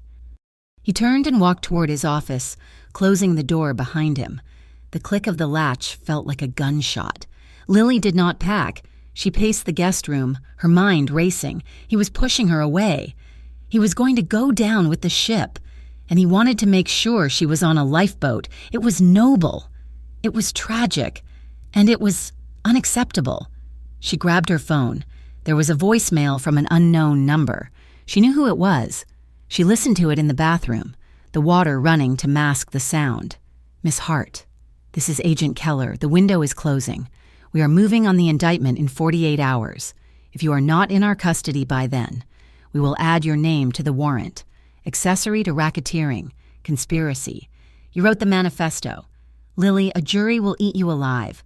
Call me. We can still cut a deal."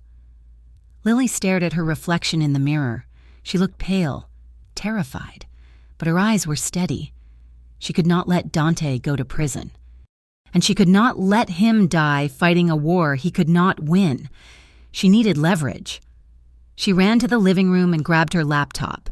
She opened the manuscript file, the Damien's story, but she opened a new document. She began to write. This was not fiction. This was a deposition, but it was not the one Keller wanted. She wrote about the night Dante stopped his men from beating a thief who had stolen from the register, instead giving the boy money and telling him to never come back. She wrote about the territory dispute with Vinny, emphasizing that Dante had refused to traffic drugs through the North Docks. She wrote about his strict rules against hurting civilians. She chronicled every moment of humanity she had witnessed, every instance where Dante Moretti had chosen to be a man rather than a monster. It was a confession, yes, but it was also a defense. It was proof that the Moretti Syndicate, under Dante, was a stabilizing force, and that removing him would leave a vacuum for the brutal Salerno crew to fill. If she gave this to Keller, maybe she could trade it. Immunity for her, and a plea deal for Dante. Reduced sentence. No RICO charges. Something that let him live. She printed the document. It was 50 pages thick. She shoved it into her tote bag along with her original diary. She checked the clock. 7 in the evening. Enzo would be here in 1 hour. She had to move fast. She scribbled a note for Dante. I am going to fix this. Trust me. She left it on the kitchen counter. She took the service elevator down, bypassing the doorman, and slipped out into the rainy Brookhaven streets. The city was dark, the streetlights reflecting in the puddles like smeared oil paintings. Lily texted Keller, I have something for you. Meet me at the ferry terminal. 20 minutes. She walked fast, her coat pulled tight against the wind. The ferry terminal was public, well lit. It felt safe. She was 2 blocks away when a black van screeched to a halt next to her. Lily froze. She turned to run, but the side door slid open with a metallic rasp. 2 men jumped out. They were not wearing suits. They were wearing ski masks. Lily opened her mouth to scream, but a heavy hand clamped over her face, smelling of leather and gasoline. Don't make a sound. Writer girl. A voice growled in her ear. She was lifted off her feet, her tote bag slipping from her shoulder. She kicked, her heels connecting with a shin. But the man didn't even grunt. He threw her into the back of the van. The door slammed shut, plunging her into darkness. The engine roared, and the van peeled away, leaving her tote bag lying in the gutter, the rain slowly soaking into the paper inside. The drive took 30 minutes. Lily sat on the metal floor of the van, her wrists zip-tied in front of her. She did not cry. She was past crying. She was in a state of cold, crystalline terror. The van stopped. The doors opened. Rough hands dragged her out. The air smelled of salt water and rotting wood. They were by the river, in the old industrial district. She was marched into a cavernous warehouse. High windows were painted black. The only light came from a bank of harsh fluorescent tubes humming overhead, illuminating a single metal chair in the center of the concrete floor. Sit. Lily sat. A man stepped out of the shadows. He was older than Dante, with a face that looked like it had been broken and put back together wrong. He wore a heavy wool coat and held a stack of papers in his hand. Marco Salerno.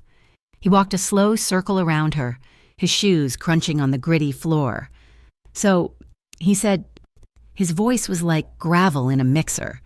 This is the Muse. He stopped in front of her and held up the papers. It was a printout of her blog. I have been reading your work. Miss Hart, Marco said, a cruel smile twisting his lips.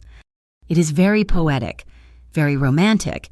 You make my friend Dante sound like a tragic hero, a fallen angel. He laughed, a sharp, barking sound. You know what he really is? Marco asked. He's a businessman who is too soft to do what needs to be done. He thinks he can run this city with rules, with honor. He threw the papers at her. They fluttered down like dead leaves. You wrote a fairy tale, girl, and now you are going to see the ending. What do you want? Lily asked, her voice shaking but audible. Marco leaned down, his face inches from hers. I want the North Docks, and I want the distribution routes. Dante has been stubborn. He thinks he can hold on to them, but he has never had something to lose before. He pulled a phone from his pocket. I am going to call him, and you are going to scream for me. You are going to tell him that if he does not walk through that door in 1 hour, I am going to send him your hands in a box. He dialed. Lily closed her eyes. She thought of Dante in the kitchen, flipping an omelet. She thought of the way his hand had trembled when he touched her cheek. She thought of the loneliness in his eyes when he looked out at the city. She realized, with a clarity that cut through the fear, that she was not just infatuated with him. She was not just fascinated by the danger. She loved him. It was a stupid, inconvenient, disastrous love, but it was real. The phone connected. Speakerphone, Moretti. Marco said, Where is she? Dante's voice came through the speaker. It was not the voice of a man. It was the voice of a creature from the deepest part of hell. It was distorted by a rage so profound it sounded calm. She is right here, Marco said. Say hello. Lily. Lily took a breath. Dante, don't come. It is a trap. Do not. Marco backhanded her. It was a sharp, stinging blow across the cheek. Lily cried out, the sound involuntary. Did you hear that? Dante? Marco asked. That was just a love tap. You have 1 hour. The old foundry on River Street. Come alone, or the next sound you hear will be much worse." He hung up. In the penthouse, Dante Moretti stood motionless. The phone cracked in his hand, the screen spiderwebbing under the pressure of his grip. Enzo stood by the door, his face pale. "Boss," Enzo said carefully, "you cannot go." Dante turned. His eyes were void of color. They were black holes. "She is at the foundry," Dante said. "It is a kill box." "Dante," Enzo shouted, stepping forward. "Salerno has 20 men. If you walk in there, you are dead. We need to regroup. We need to flank them. We need time." "I do not have time," Dante roared. The sound echoed off the glass walls. He grabbed a heavy crystal decanter from the bar and hurled it at the wall. It shattered. Amber liquid spraying like blood. He leaned both hands on the bar, breathing hard. "She went to save me," he whispered. "She left to fix this. She is only there because of me." He straightened up. He adjusted his cufflinks. The movement was surreal in its normalcy. "Get the car. Enzo, Dante, please," Enzo begged. "Think about the syndicate. Think about everything you built." Dante looked at him, and for the first time in years, he looked completely free. "I am done, Enzo. I am done counting the cost. I am done pretending that people are disposable just to keep the crown." He walked to the hidden safe behind a painting in the hallway. He punched in the code and pulled out a matte black handgun. He checked the magazine and slid it into his waistband. "If I don't come back," Dante said, looking at his oldest friend, "burn it all down. Don't let Salerno have a single brick." He walked to the elevator. "I am going to get her back." 2 miles away, inside an unmarked surveillance van parked 3 blocks from the foundry. Agent Keller watched a monitor. The screen showed a thermal image of the warehouse. Heat signatures were moving inside. One stationary figure in the center, the hostage. 12 figures surrounding her, and a car was approaching fast from the north. "Target is inbound," the tech guy said. "It is Moretti's car. He's coming in hot." Keller leaned forward, her eyes narrowing. "He's actually doing it," she muttered. "He's walking into the trap." "Do we move in?" the tech asked. "Not yet," Keller said. "Wait until he is inside. Wait until Salerno's men engage. I want them all in the same room. I want the conspiracy charge to stick to everyone. But the girl," the tech argued, "she is in the middle of a crossfire." Keller hesitated. She looked at the small white dot on the screen that represented Lily Hart. "She made her choice," Keller said coldly.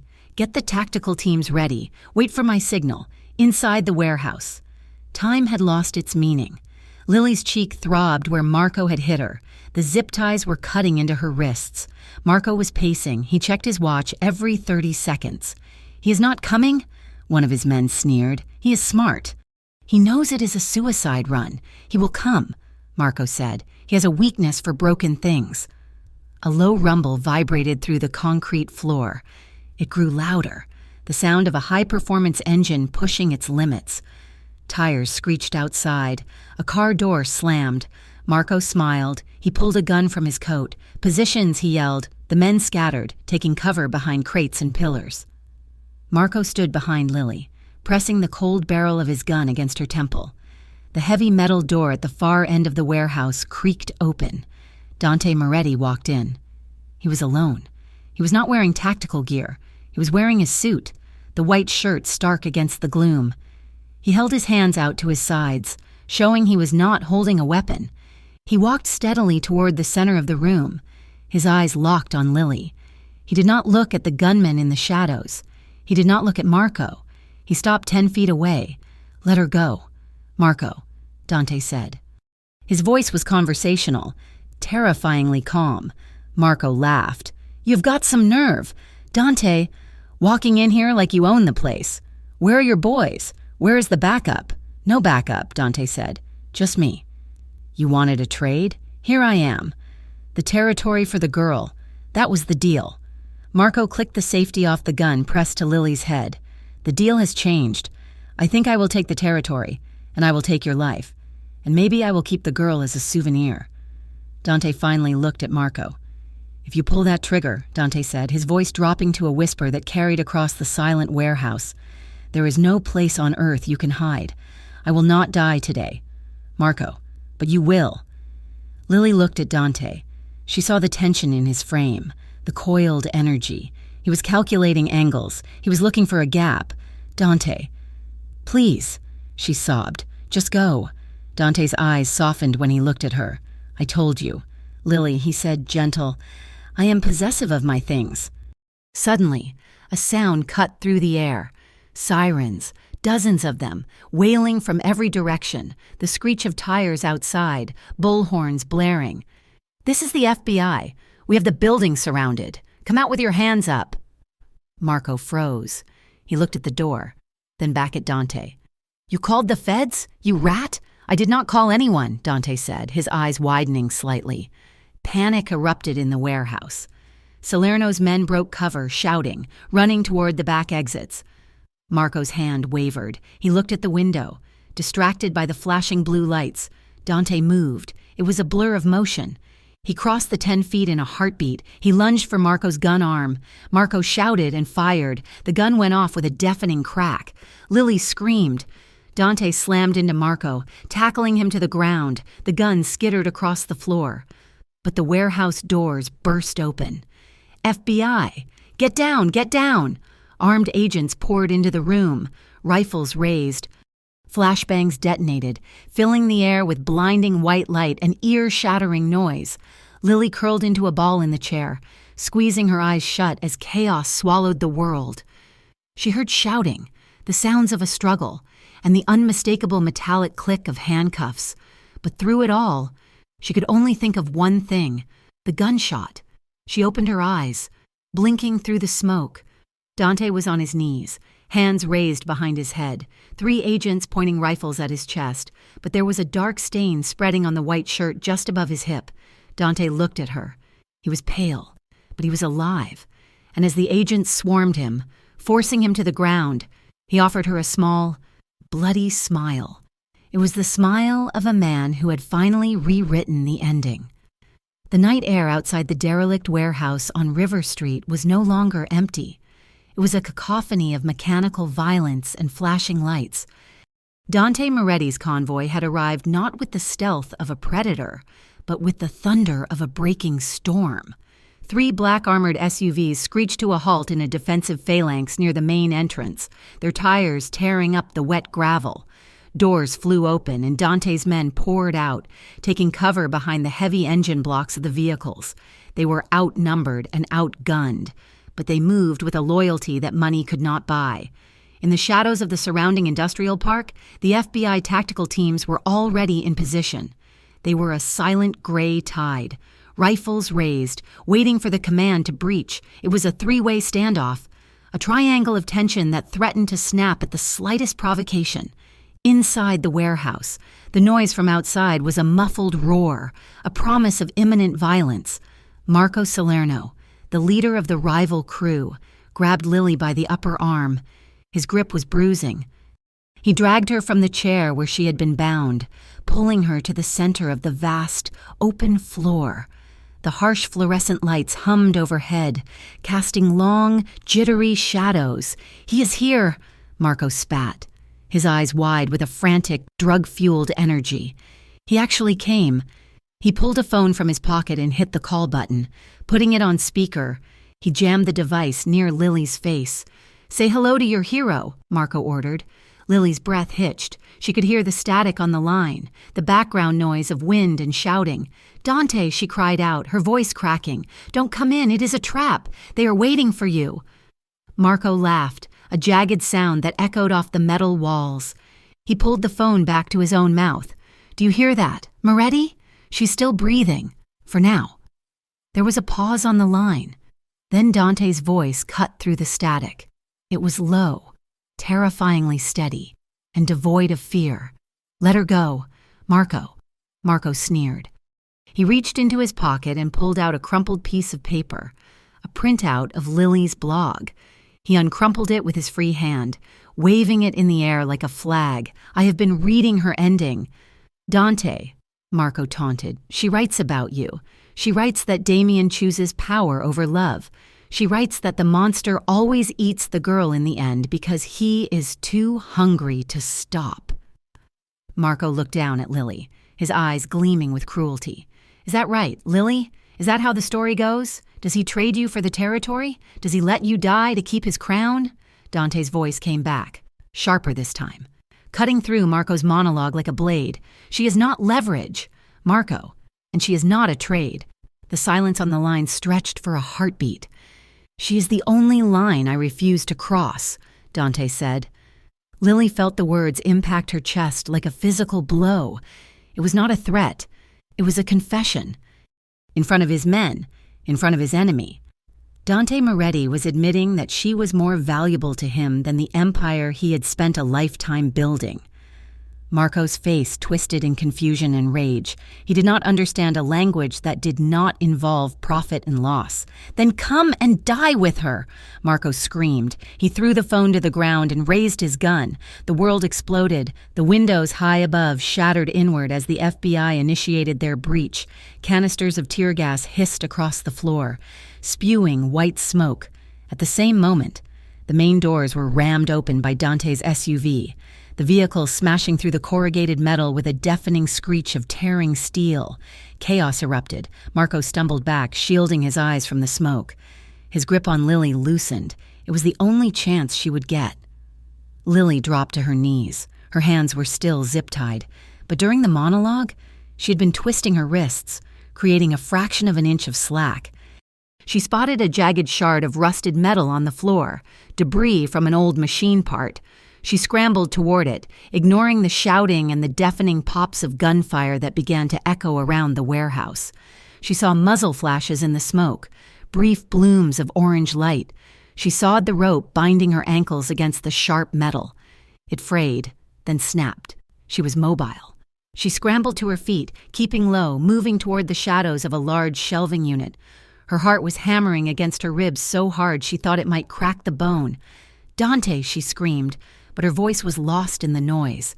Through the haze of smoke and tear gas, she saw a figure burst through the side entrance. It was him. Dante moved through the chaos with a singular focus. He was not taking cover. He was not firing back at the Salerno men who were scattering like rats. He was scanning the room, his eyes searching for one thing only. "Dante!" Lily shouted again. He heard her. His head snapped toward her direction. Relief washed over his face, raw and undisguised. He started toward her, sprinting across the open floor. "Freeze! FBI! Drop the weapon!" The command came from the catwalk above. Agent Keller was there, her service weapon trained on Dante's chest. Dante did not stop. He did not drop his gun. He was 10 feet away from Lily. Salerno, recovering from the shock, popped up from behind a crate. He saw Dante exposed. He raised his weapon. "Dante!" Lily screamed. She did not think. She did not calculate the risk. She simply moved. She threw herself forward, putting her body between Dante and the barrel of Agent Keller's gun, and effectively blocking Salerno's line of sight. "No!" she shrieked, spreading her bound arms as best she could. The hesitation was instantaneous. Agent Keller held her fire. Salerno flinched, his shot going wide and sparking harmlessly off the concrete floor. Dante collided with Lily, wrapping his arms around her and spinning them both behind the cover of a heavy steel pillar. He pressed her back against the cold metal, his body shielding hers completely. "Are you crazy?" he roared, his voice shaking with a mixture of fury and terror. "You jumped in front of a gun! I was saving the hero!" Lily yelled back, breathless and trembling. Dante looked at her. His eyes were wide, his chest heaving. He touched her face, his fingers smearing soot on her cheek. "You are not supposed to save the monster." "Lily," he rasped. The firing in the warehouse died down. The FBI tactical team had swarmed the floor, subduing the Salerno crew. Marco Salerno was already in handcuffs, shouting obscenities. Agent Keller descended the metal stairs, her weapon lowered but ready. She walked toward the pillar where Dante and Lily were huddled. "It is over." "Moretti," Keller announced, her voice echoing in the sudden silence. "Drop the gun. Kick it out." Dante looked at the gun in his hand. Then he looked at Lily. He slowly placed the weapon on the floor and kicked it away. He raised his hands. "Step out," Keller ordered. Dante stepped out from behind the pillar, keeping Lily tucked behind him. "I want a deal," Dante said. His voice was calm again. the voice of the negotiator. "You are in no position to bargain," Keller snapped. "We have you at the scene of a shootout. We have the RICO charges ready." "You have a war," Dante corrected. "If you take me in without a deal, my organization fractures. The violence spills into the streets. You know this." "I have your diary," Keller said, her eyes shifting to Lily. Lily stepped out from behind Dante. Her wrists were still bound, her dress torn, her face bruised, but she held her head high. "Yes," Lily said, her voice steady. "You have the manuscript, and you know what is in it." Keller paused. She looked at Lily, then at Dante. "The manuscript," Lily continued, gathering her courage. "It details the Salerno crew's operations, the drug routes, the hits they ordered. It also details every time Dante stopped violence, every time he kept the peace." Dante looked at Lily, stunned. He had not known she had written that version. "It is all there," Lily said to Keller. "The truth, if you use it, you can take down the entire Salerno network. You can dismantle the worst parts of the syndicate. And what do you want in exchange?" Keller asked, her skepticism warring with her pragmatism. Dante spoke before Lily could answer. "Immunity for her," he said firmly, "and leniency for my low-level men. They were just following orders. I take the fall. I plead guilty to the racketeering charges. I dissolve the aggressive assets." "You are surrendering?" Keller asked, surprised. Dante looked at Lily. He took her bound hands in his. "I am done writing this story," he said softly. "I want to start a new one." Keller lowered her gun completely. She signaled to her team. "Get Salerno out of here," she ordered, "and get someone to cut those zip ties." The rain had stopped, leaving the air smelling of wet asphalt and ozone. The back of the FBI armored van was open, waiting. Dante stood by the bumper, his hands cuffed behind his back. He looked tired, but the weight that had been pressing on his shoulders for years seemed to have vanished. Lily stood in front of him. An EMT had checked her cheek and put a bandage on her wrist, but she refused to leave. "They say you might get 5 years, she whispered, tears finally spilling over her lashes. "Maybe less with good behavior and cooperation. It is a fair price," Dante said. He leaned forward. He could not touch her with his hands, so he pressed his forehead against hers. The contact was electric, grounding her in the moment. 5 years is a long time," Lily said, her voice trembling. "It is not forever," Dante murmured. He closed his eyes, breathing in the scent of her.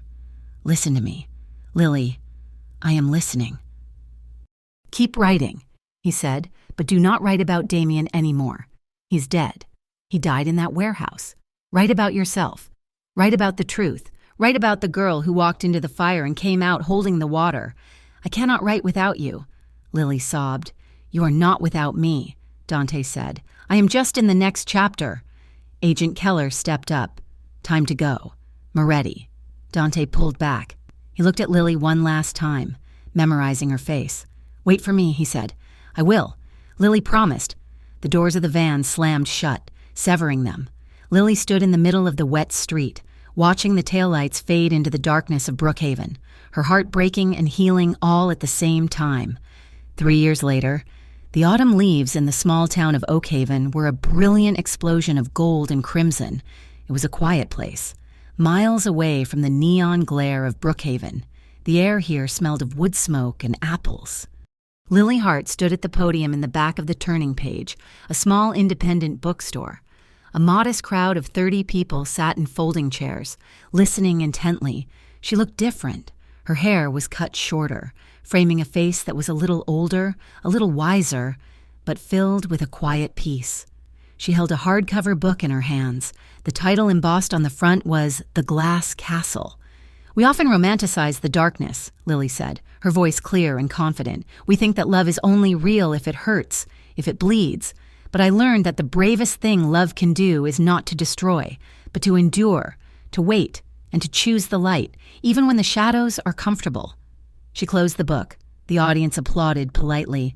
"Thank you all for coming," she said, smiling.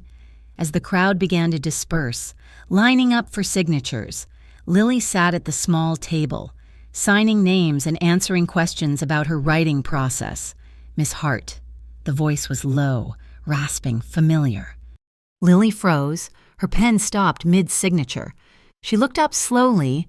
Standing at the back of the room, near the philosophy section, was a man. He was wearing a simple gray sweater and dark jeans. His hair was a little longer, touched with gray at the temples. He looked thinner, but the lines of stress around his eyes were gone. He looked like a man who had paid his debts. Dante. The crowd seemed to melt away. The walls of the bookstore vanished. There was only him. Lily stood up. Her chair scraped loudly against the floor. She walked toward him. She did not run. She walked with the steady certainty of someone coming home. He watched her come, his hands deep in his pockets. When she stopped 2 feet away, he took his hands out. "You got out early," she breathed. "Good behavior," Dante said. A small, hopeful smile tugged at the corner of his mouth. "And I had a lot of time to read. Your book is good. Lily, you read it?" "Twice. You changed the ending." Lily smiled, tears prickling her eyes. "I like this one better." Dante reached into his pocket and pulled out a small, rectangular object wrapped in brown paper. He held it out to her. "I brought you something." Lily took it. She unwrapped the paper. It was a journal. The leather was soft, unblemished, and dyed a deep, rich blue. It was empty, a blank slate. "No lines?" she asked, looking up at him. "No lines," Dante said, "and no shadows, just us." He reached out, his hand hovering for a moment before he cupped her cheek. His touch was warm, real and free of the ghosts that had haunted them for so long. Lily leaned into his hand, closing her eyes. She covered his hand with hers. "Are you ready to write the next part?" she whispered. Dante stepped closer, closing the final distance between them. "Only if we write it together." "Thank you so much for listening to You Wrote About Me," said the Mafia boss. This story of Lily and Dante was a journey through darkness to find the light, and I hope you enjoyed every chapter of it. I would love to hear from you. Please leave a comment down below telling me where you are listening from. It is always amazing to see how far these stories travel. If you enjoyed this story, please make sure to subscribe to the Mafia Romance Stories channel and hit that notification bell so you never miss a new upload. And do not forget to share your thoughts on the ending. Did Dante redeem himself in your eyes? Until next time, keep reading and keep dreaming.